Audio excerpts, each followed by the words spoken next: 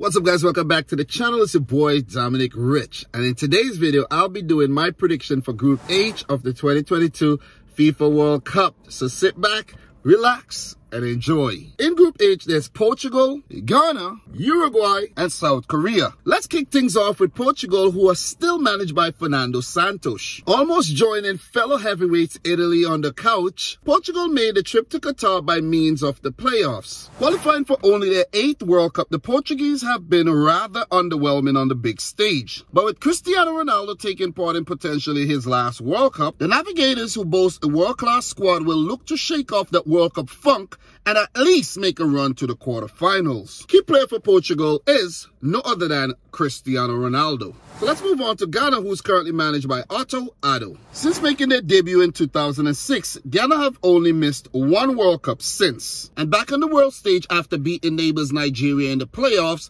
the Black Stars were drawn in a group with Portugal and Uruguay, two teams that Ghana have unfinished business with. They will look to avenge the painful and controversial 2010 quarterfinal loss to Uruguay and the 2014 group stage loss to Portugal. With an injection of fresh faces from the diaspora and a few experienced heads, getting out of what appears to be the group of death would indeed take a Herculean effort. Key player for Ghana is Thomas Partey. And then we have South Korea, who are currently managed by Paulo Bento. 2002 co-host and semi-finalist South Korea have qualified for every World Cup since 1986. Talk about consistency. Responsible for dismissing the reigning champions Germany back in 2018, the Taeguk Warriors should never ever, and I mean never ever, be taken lightly. Apart from the well-known players who ply their trade in Europe, South Korea carries a bit of mystery and unpredictability that could catch their opponents off guard. Key player remains Heung-min Son. And last but not least in the group, Uruguay, who are currently managed by Diego Alonso. Host of the first ever World Cup and two-time champions, Uruguay are back on the strength of 3 solid World Cups where they placed 4th in 2010, round of 16 in 2014, and a quarterfinal run in Russia 2018. The Sky Blue survived the scare during qualifiers, but the dismissal of legendary boss Oscar Tabarez and the appointment of Diego Alonso has given Uruguay a much-needed boost. With a vastly experienced squad with multiple talismanic players, Uruguay must overcome some massive narratives in this group. Well, I'm talking about the Ghana-Uruguay rematch and another outing versus Portugal, of whom they dismissed back in 2018 in the round of 16. In conclusion, I must say I have big expectations of Uruguay. Key player, in my opinion, is Fede Valverde. So guys, it's now time for me to make my predictions for Group H. But first, I must talk a little bit about the fixtures. On November 24th, we have the first matches in Group H, where Uruguay take on South Korea and Portugal take on Ghana. Massive games if you want to kickstart your campaign the right way. The second matches are South Korea versus Ghana, which is a big game for both South Korea and Ghana, who are not the favorites to move on from Group H. So whichever one of these teams take 3 points from that game, it would set them up very, very nicely in the third game. Then we have December 2nd, South Korea versus Portugal and Ghana versus Uruguay.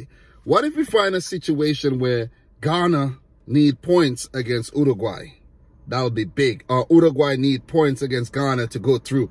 That would be massive. South Korea versus Portugal. Remember, on South Korea's last game in 2018, they dismissed Germany. So Portugal, they would need to be very, very, very careful. So let's talk about the predictions here, guys. So guys, coming in 4th in the group, in my opinion, I'm going to go for Ghana.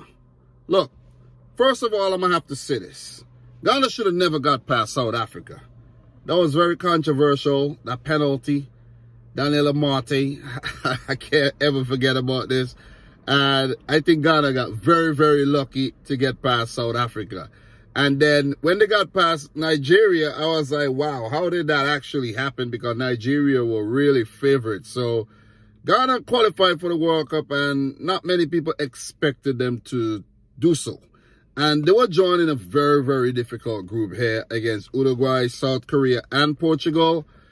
In my opinion, I think they're the weakest team in the group, and they're going to struggle to pick up points. Look, First game for Ghana is against Portugal. They have to get something against Portugal, or else they're on the back foot going into the match against South Korea, where that game would be somewhat of a must-win, because coming up against Uruguay, it's going to be tough. And I think the game against Uruguay might be the toughest match, the most pressure match, because it's the last match of the group, and they could be, you know, eyeing an exit.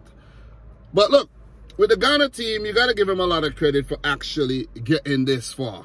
They've injected a lot of new faces into the squad, along with a lot of the experienced heads. And I'm curious to see how they're going to do. The likes of Iñaki Williams, Tariq Lamptey, you know, there's a few more guys like, there's a few more guys that have been, you know, called up that wasn't really part of the Ghanaian setup before. A lot of new faces. You know, along with the older heads like Mubarak Wakaso and the RU brothers, Thomas Partey, you know, guys like Payne still is going to be, you know, important if he's included in the squad. You know, Mohamed Kudus, the guys like, you know, Kamaldeen Suleimania would be another key player for them. Goalkeeper, you know, whether we're going to see the goalkeeper, what's his name, man? Wallacott in goal. So, look, there's a lot of questions to be asked of Ghana, and there's an element of mystery that surrounds the team on whether they're going to do well or not. I'm not going for them to do well. New coach in charge, you know, new setup in terms of their, you know, the board and everything. So, they've made some progress. But I just don't see them doing well in this very, very, very difficult group. Look, they've never beaten Portugal. They've never beaten, well, the game against Uruguay at the World Cup was a 1-1 draw, and they lost the penalties. And they have a 50-50 record against South Korea. So, look, I think they do stand a chance against South Korea, but against Portugal and Uruguay, they'll lose those games. And I don't think 3 points would be enough to get through to the round of 16. So I'm going to go for Ghana to come in fourth. So coming in third in the group, guys, look, I'm going to go for South Korea, right? Even though they've been impressive in terms of qualifying for every World Cup since 1986, apart from 2002, they haven't really done much at the World Cup. You see what I mean? Last time, they did knock out Germany. They do have a lot of potential. They do have a lot of really good players like Hwang Hee-chan, Son Heung-min, you know, and a few other players. I can't remember all the names, but look, Kim Min-jae is a quality defender. But, you know, South Korea is not a team I could ever know because of the names of the players. I just can't remember the Korean names. Japanese, yeah. But you see, Korean and Chinese players' names, I could never really remember them. Like, I remember a few of the popular ones. But in terms of the squad, nah, it's very difficult, man. It's very difficult. And I do apologize. But look, that does give the team some mystery. That gives them some unpredictability. And they could surprise. They could indeed surprise. But it's just, I think they're lacking the quality when, you know, matching up against Portugal, the likes of Uruguay as well. They could beat Ghana. They do have a chance of getting something against Portugal or Uruguay if they are not up to speed on the day. So they are capable of getting 4 points. I'm not saying they're not. But would it be enough to get them through? I just don't think so. You know what I mean? Paulo Bento has been in charge of the team for some time. You know, South Korea would give you an honest day's work on the day. They'll go out there and they'll give their best. But I just don't see them, you know, get into the round of 16. Look, the first game is against Uruguay. They're going to need to do something massive. Second game is against Ghana. It's set up nicely that if they don't get something against Uruguay and they beat Ghana, the game against Portugal would indeed be interesting. You see what I mean? Because let's say Portugal beat Ghana but lose to Uruguay. And then South Korea beat Ghana but lose to Uruguay as well. And then both Portugal and South Korea are on 3 points going into this last game.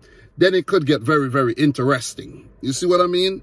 It could come down to goal difference where, you know, whoever conceded the least in the losses, you know. So in the loss against Uruguay. So I do give them a fighting chance, but I still don't think they'll get through to the round of 16. So I'm going to go for South Korea to come in third. Look, I know it's a bit boring predicting Portugal and Uruguay to move on, but guys, these teams are just the best teams in the group. And when you look at the squads of both these nations, they're stacked up. They're some of the most decorated squads at the World Cup. If you look at Portugal, man, you know, you could just go from goalkeeper, go all the way up to the forwards, and the same for Uruguay. And there's a lot of experience in both these squads. The question is, who's going to come in second and who's going to top the group? The game between Portugal and Uruguay, November 28th, save that date. A rematch of the 2018 round of 16 game where Uruguay, of course, prevailed. So, look, I know Uruguay struggled in qualifiers and they pulled their act together. Portugal, they were unlucky, but still didn't put out the best performances during qualifiers. Somehow managed to still qualify for the World Cup, you know, on the strength of their quality. So you got to give them that credit as well. But I just think they will come in second behind Uruguay. And Fernando Santos, you know, he has not utilized his very talented squad well enough. Apart from winning the 2016 Euros and the first edition of the Nations League, Portugal, they have been rather underwhelming, in my opinion, after, you know, looking at their squad and seeing how much players they have at their disposal, right? Look, the question for them is selection, who they put out. They have so many good players at their disposal that it becomes very difficult to choose the right 11. Who's going to be in goal? Is it going to be Patricio? Is it going to be Sa or Diego Costa? Who's it going to be?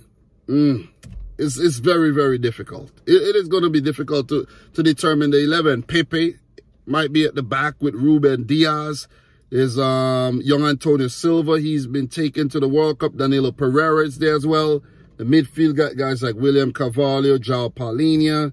You got, you know, fullbacks of Cancelo, Dalot. They have Rafa Guerrero. The squad is just stacked up to the rafters, man. It's ridiculous.